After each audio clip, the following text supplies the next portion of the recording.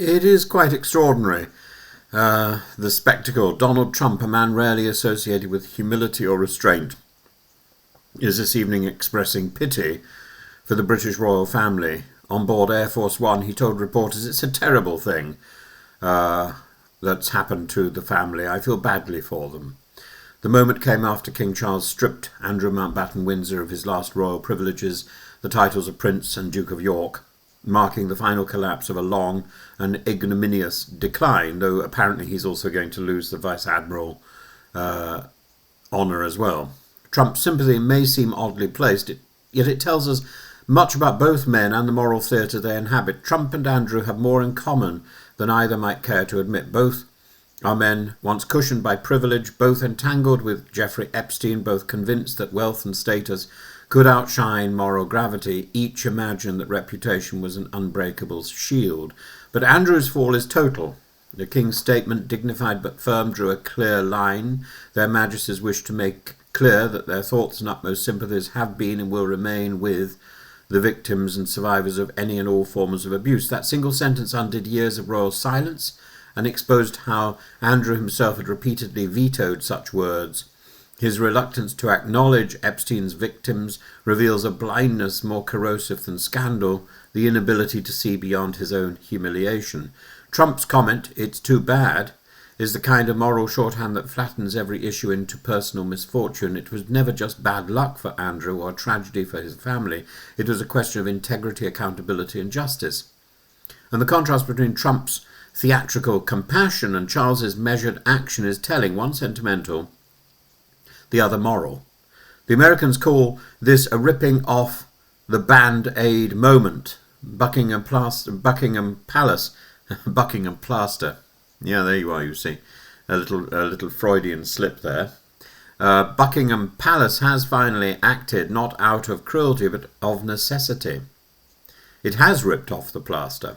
After years of evasion, the monarchy could no longer afford the rot. The new monarch, conscious of his own illness and of the moral tone of his reign, seems to have decided that survival depends on sacrifice, and Andrew is that sacrifice. There are no modern precedents for this.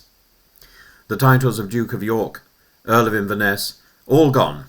The man who once strutted in naval uniform now faces the prospect of losing even his honorary rank of Vice Admiral. He will move into a modest house on the Sandringham estate, dependent on the King's private stipend. From prince to pensioner, the transformation is Shakespearean, and yet the sense of unfinished business remains. Parliament has been itching to debate his position. Public anger hasn't softened.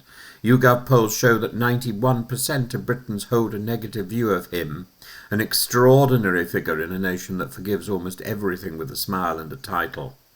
The heckler in Lichfield who shouted at the King, "How long have you known about Andrew and Epstein?" captured a raw truth. The monarchy's crisis is no longer about one man, but about the system that protected him. And the irony is that Trump, who knows something about scandal and survival, sees in Andrew a familiar script: accusation, disgrace, denial, and the yearning for sympathy.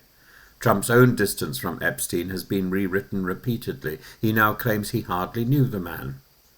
His words about Andrew, therefore, are less about royal pity and more about political kinship, two fallen elites defending the fraternity of the untouchable. But how many American presidents can honestly say that they hardly knew the man? Britain has changed. Gen Z, as one columnist observed, isn't buying Andrew's exile. They see token gestures, not reform, the sight of another disgraced aristocrat rehoused on a royal estate while millions struggle to pay rent or sleep rough corrodes whatever remains of the monarchy's mystique. Indeed, yesterday, on Laura Kuenssberg's show, there was speculation that both Fergie and Andrew would end up behind bars. Letters to The Guardian this week have been scathing, one suggesting Andrew should be made a gardener at Sandringham, another that the Folly, his likely residence, is aptly named, since folly means both madness and purposeless extravagance. There is, however, a deeper sadness to this moment. Andrew's downfall is not simply about scandal or financial impropriety, it's about moral atrophy. A man raised to believe that duty was ornamental and that responsibility was negotiable, he has become, as one courtier put it, a ghost in the royal machine, tolerated but not trusted. Trump's pity, then, is misplaced. What Andrew needs is not sympathy but silence and reflection. He needs a monastery. The monarchy needs not sentiment but scrutiny. And Britain, long weary of its gilded relics, needs a clearer sense of what accountability means in a modern constitutional order. The king's decision to strip his brother of everything was harsh, but right. It acknowledged a painful truth that privilege without probity is untenable. Whether Andrew ends his days as a recluse at Sandringham or a reluctant symbol of royal reform hardly matters. What matters is that the crown at last has chosen conscience over comfort.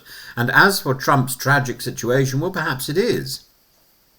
But it's not the tragedy of a prince undone by misfortune. It's a tragedy of a man undone by himself, or unbuttoned.